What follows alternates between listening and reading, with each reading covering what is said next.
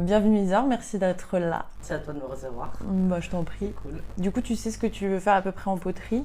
Je pense que je vais partir sur un vase. Ok. Mettre une fleur, voilà. Déjà, pour commencer, est-ce que tu peux te présenter en quelques mots? Alors, du coup, moi je m'appelle Isor, j'ai 24 ans et j'habite à Paris. Là en ce moment, je suis costumière et décoratrice principalement.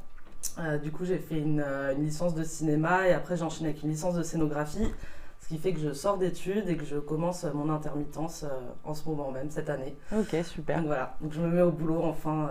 Trop bien. Un peu plus Et sérieusement. du coup, par rapport au Covid, t'as pas eu de mal à trouver du taf, des stages? Bah écoute, bizarrement non, ce qui m'a un peu surprise parce que justement j'avais un peu peur de cette année où tu sais tu sors des études et tu sais pas trop ce qui va se passer, donc je me lançais un peu dans le grand bain et en plus avec la pandémie bah du coup Ça tombe mal, ouais. ça tombe pas très bien. Mais j'ai fait des bonnes rencontres l'année dernière et du coup ça m'a permis d'avoir du taf là cette année un peu. Donc voilà, des petits projets qui s'enchaînent. J'ai déjà fait je pense depuis janvier 5-6 projets, donc c'est pas mal.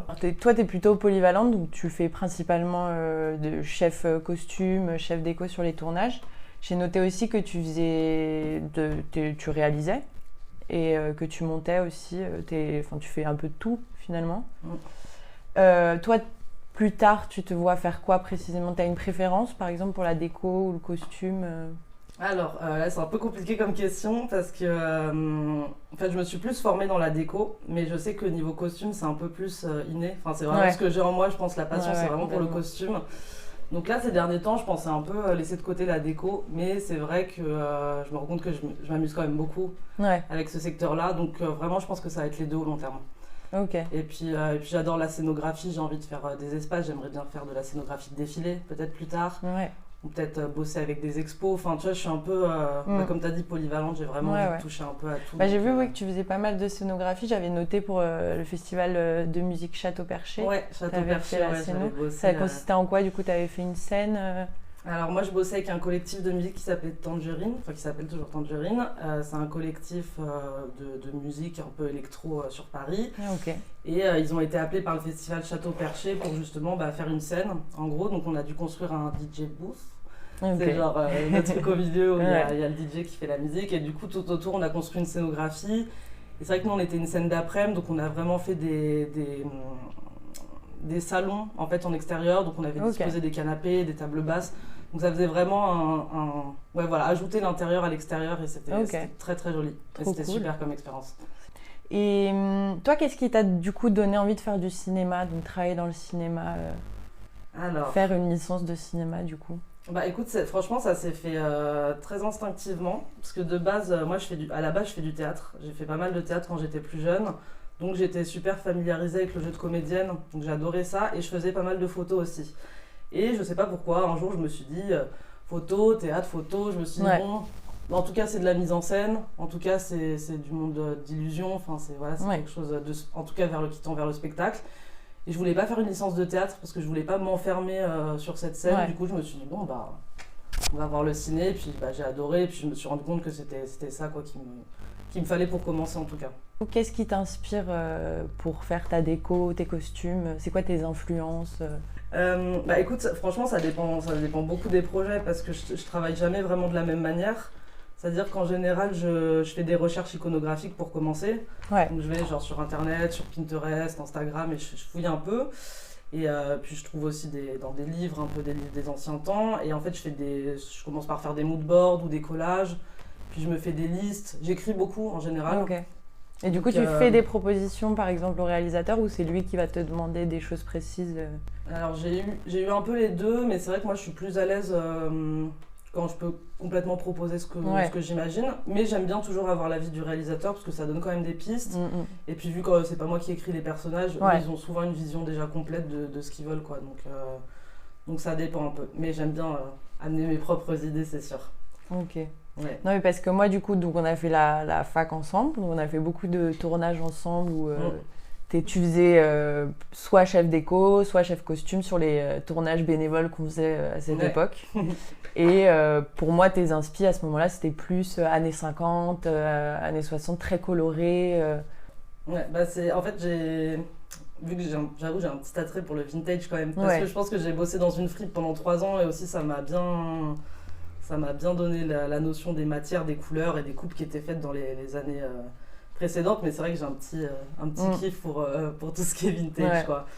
Mais oui, du coup, on avait fait, quand on était sur les tournages ensemble, on a commencé en ayant la double casquette toutes les deux. Et c'est vrai que je pense que du coup, c'est pour ça que j'ai du mal à dissocier le costume de la déco. C'est vraiment quand on m'a mis sur mes premiers tournages, ça a commencé par ça, quoi. Donc, non, c'est vrai que c'est pas évident de trouver exactement. Je me vois mal faire un seul métier, en tout cas. Alors là, je pense que ça va être. Même là, je fais un peu de réalisation, comme tu disais, et j'avoue que ça m'a plu. J'ai envie de retourner un peu vers le jeu aussi. Enfin, je tends vraiment à faire plusieurs choses et pas m'enfermer dans une seule case. Enfin, en tout cas, pour moi, ça marchera pas. Donc, après, je comprends quand ça peut pour les autres, mais moi, je pense vraiment que je vais faire plusieurs trucs au bout d'un moment, quoi. Pendant le Covid, tu as réalisé un film sur ton confinement. En fait, ce qui s'est passé, c'est que je savais que j'avais besoin d'un truc pour être stimulée tous les jours, comme un espèce de but, de me dire, ok, c'est le début du confinement, et tu vas aller jusqu'au bout en portant ce projet. J'avais vraiment besoin d'un truc sur lequel m'accrocher. Et en fait, la veille de la première annonce de Macron, il nous a dit, c'est la guerre, vous êtes confinés, là. Et moi, je me suis dit, Isor, si tu commençais à filmer, parce que j'avais déjà eu ce truc d'avoir ma caméra tout le temps avec moi et de filmer mes amis, mon quotidien. J'avais déjà eu un premier projet de documentaire un peu pendant que j'étais à la fac, que j'avais pas eu le temps de finir, donc j'y reviendrai peut-être dans quelques années. Et du coup, j'ai commencé à filmer mon quotidien. Et au début, c'était très naturel, c'était juste je posais ma caméra sur un trépied, je mettais play et puis ça enregistrait, je parlais et puis il se passait comme un journal intime. Voilà, un peu comme un journal intime. Du coup, je me suis auto-interviewée, c'était tout un truc, c'était un peu bizarre parce que vu que j'ai fait des documentaires aussi, où j'avais l'habitude d'interviewer d'autres personnes, notamment j'ai travaillé un peu sur la cinéphilie de mon père et justement sur mes amies, sur ce rapport qu'elles ont à Paris, sur comment elles grandissent ici et tout. Et là, c'est vrai que c'était un peu étrange de moi me mettre en avant déjà et me filmer et dire ok Isor, qu'est-ce que tu ressens ? Est-ce que tu es enfermé ? Est-ce que tu le sens bien ? Enfin, du coup, ça a été vraiment assez riche comme projet. Et puis, je faisais le montage au fur et à mesure. Tous les soirs, je montais. C'est bien ça. Donc, en fait, le film, il se faisait. Et là, tu as des projets du coup dans les semaines à venir ? Alors là, je commence un stage sur un long métrage en tant que costumière, donc avec toute une équipe de costumières. Et c'est la première fois que j'ai cette expérience vraiment pro du costume. Parce que c'est vrai que soit je bosse pour maintenant des gens que je qualifie d'amis ou pour moi toute seule. Mais du coup, j'ai pas eu encore ce truc de vraiment aller... avoir vraiment les techniques, si tu veux, de costumière basique. D'ailleurs, on n'en a pas parlé, mais là, on co-réalise ensemble un clip pour un ami qui va bientôt sortir. Ça te plaît, toi, de réaliser aussi ? Tu m'en parlais tout à l'heure, mais... Franchement, j'aime bien, ouais. Après, je pense à faire à suivre. Je pense peut-être pas tout de suite, mais je vois bien plus tard. Je pense que ça m'irait bien un moment... Voilà. Mais j'ai quand même... là, j'ai un scénario qui dort depuis 3 ans, qui est vraiment chouette pour un court-métrage, que je trouve être assez chouette. Donc c'est vrai que je pense que je vais vouloir le réaliser au bout d'un moment. Donc on verra. Ça, franchement, pareil, je me ferme vraiment pas. En fait, j'ai pas du tout envie de me dire, ok, je fais que du costume, je fais que de la déco, je m'enferme là-dedans. J'ai envie de juste, selon mes envies, suivre et puis aller voir ce que ça donne, quoi. Non, mais ce qui est bien, c'est qu'en plus, vu que tu as touché un peu à tout, le fait d'être réel, ça a un sens derrière. Oui, de ouf. Tu te rends compte de chaque corps de métier.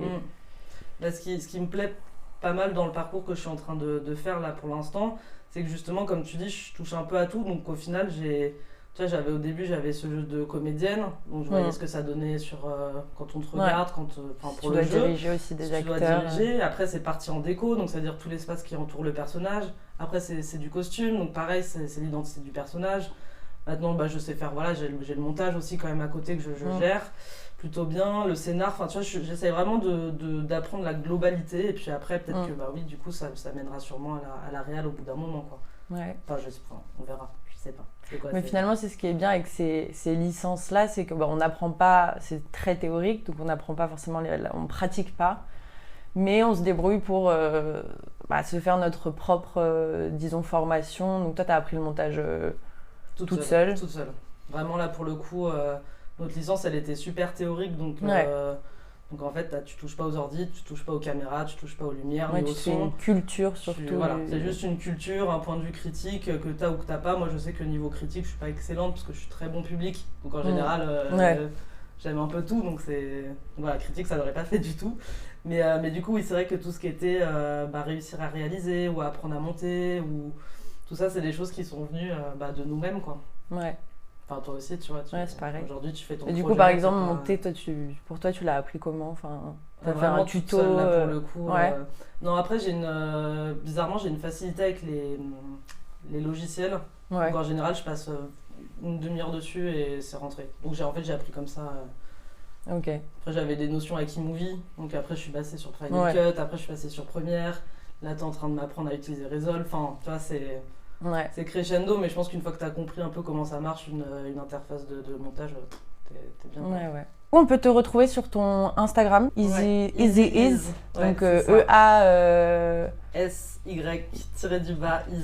Ok, et tu vas bientôt avoir ton site internet du coup? Je suis en train de bosser sur mon site, donc si tu veux, je te filerai le lien et puis tu me Ça marche, on pourra te retrouver sur ton site et sur ton Insta pour voir toutes tes créas. Merci beaucoup, Isor, c'était super. Ouais, ça m'a fait très plaisir.